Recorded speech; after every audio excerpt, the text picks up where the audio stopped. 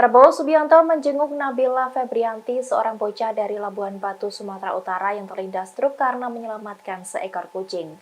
Nabila tampak tersenyum lebar menyambut kedatangan dari Menteri Pertahanan tersebut. Tak hanya dengan tangan kosong, Prabowo menjenguk Nabila dengan membawakan sebuah boneka.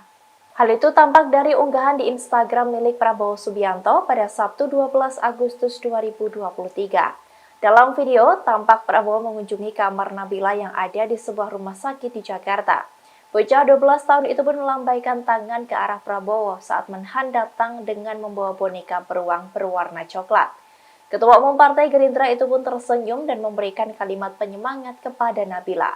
Selain dengan Nabila, Prabowo juga menemui orang tua dari bocah tersebut.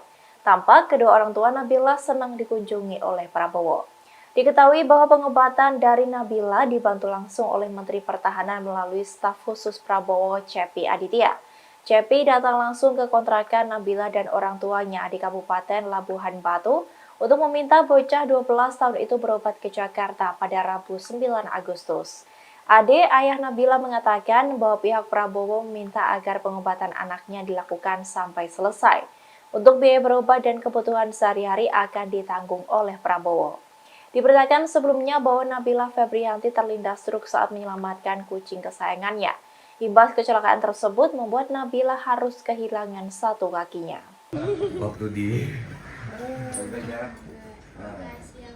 sehat ya, ya, harus sabar.